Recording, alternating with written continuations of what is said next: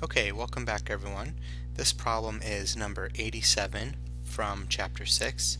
And so what we're looking at is using the work energy theorem on a multiple object system. And so what we have here are two blocks of masses 8 and 6 kilograms that are connected by a light string over a pulley. And so we're not worrying about the pulley yet. And so that means that we're going to actually have the same tension in each part of the string. Now we're going to have some friction on the tabletop, and that's our job to find. We know that the blocks start out moving with an initial speed of 0.9 meters per second, and that they travel 2.00 meters before coming to rest. And so what we're going to do is use the work energy theorem. So the total amount of work done is equal to the change in kinetic energy of the system. And now we need to think about all the different things that could possibly do work. Okay? Well, there could be work from tension acting on the 8 kilogram block. There could be work from tension acting on the 6 kilogram block. And there could be work from friction. And finally, there could be work from gravity acting on the 6. Friction is acting on the 8. And that's going to be equal to the final kinetic energy minus the initial kinetic energy.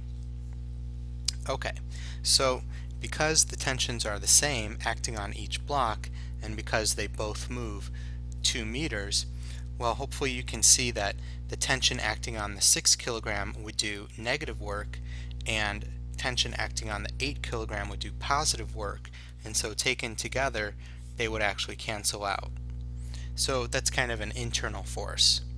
So then what we're left with is work from friction acting on the 8, which is going to be mu mg and then times the distance. And that's negative because friction will be pointing to the left as that 8 kilogram block moves to the right.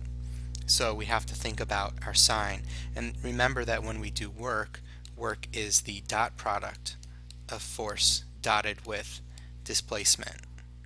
So this is one example of where the dot product is used. Okay, and then the work done by gravity acting on the 6 kilogram block is just going to be mg, the force, times delta d, the distance, because both d and the force of gravity will be going the same direction, so that's positive work. The final kinetic energy will be 0, and now we are set to solve. So we can write, oh, and by the way, this is the mass of the 8 and the mass of the 6. Okay, so we can write negative mu times 8 times 9.8 times 2 plus 6, 9.8, and 2 is going to be equal to negative 1/2. Now this is the system we're talking about, so we're going to need to put in 14 for that mass and then 0.9 squared. Sorry, ran out of room a little bit. And if you calculate everything, you will find that this coefficient of kinetic friction, mu k, is equal to 0.786.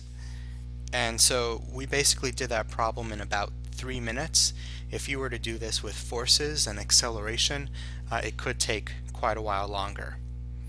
Okay, so that's it for this time, and next time we're going to look at conservation of energy.